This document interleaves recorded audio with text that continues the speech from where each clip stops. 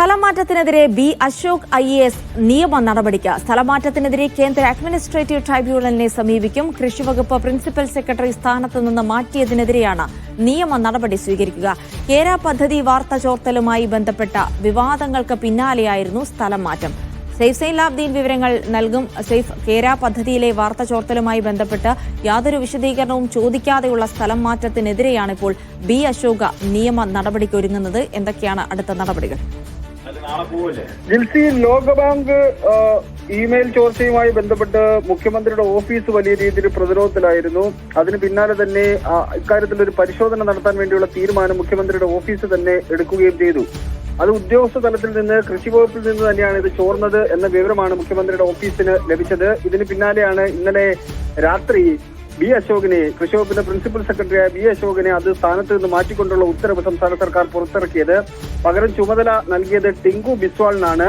അത് ഈ കേര പദ്ധതി വാർത്ത ചോർത്തലുമായി ബന്ധപ്പെട്ടാണ് അദ്ദേഹത്തിനെതിരെ ഈ നടപടി സ്വീകരിച്ചത് എന്ന വിവരമാണ് ലഭിക്കുന്നത്.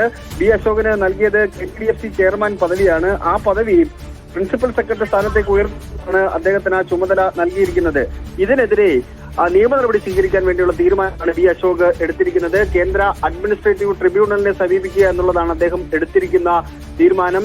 നേരത്തെ സമാനമായ രീതിയിൽ അദ്ദേഹം സംസ്ഥാന സർക്കാർ അദ്ദേഹത്തിന്റെ പദവിയിൽ നിന്ന് മാറ്റിയപ്പോൾ സംസ്ഥാന സർക്കാരിന്റെ നിയമനത്തെ ചോദ്യം ചെയ്തുകൊണ്ട് അദ്ദേഹം കേന്ദ്ര അഡ്മിനിസ്ട്രേറ്റീവ് ട്രിബ്യൂണലിനെ തന്നെ സമീപിക്കുകയും അദ്ദേഹത്തിന് അനുകൂലമായ ഉത്തരവ് പുറത്തിറങ്ങുകയും ചെയ്തിരുന്നു. ഇപ്പോൾ ഇത് ഒരു വ്യക്തിപരമായ പ്രതികാരത്തിന്റെ ഭാഗമായിട്ടാണ് ഇത് ഉണ്ടാകുന്നത് എന്നും KTDFC ചെയർമാൻ പദവി സാധാരണഗതിയിൽ ഒരു ആദ്യഘട്ടത്തിൽ വരുന്ന ഉദ്യോഗസ്ഥർക്ക്, IAS പഠിച്ചിറങ്ങി വരുന്ന ഉദ്യോഗസ്ഥർക്ക് നൽകുന്നതാണ്. അത് സീനിയർ ആയിട്ടുള്ള ഒരു ഉദ്യോഗസ്ഥന് നൽകുന്നതല്ല എന്നടക്കമുള്ള കാര്യങ്ങൾ ചൂണ്ടിക്കാട്ടിക്കൊണ്ടാണ് കേന്ദ്ര അഡ്മിനിസ്ട്രേറ്റീവ് ട്രിബ്യൂണലിനെ സമീപിക്കാൻ വേണ്ടിയുള്ള തീരുമാനം എടുത്തിരിക്കുന്നത്. ജിൽസി, ശരി. സെയ്ഫ് സൈൻലാബ്ദീനാണ് വിവരങ്ങൾ നൽകിയത്.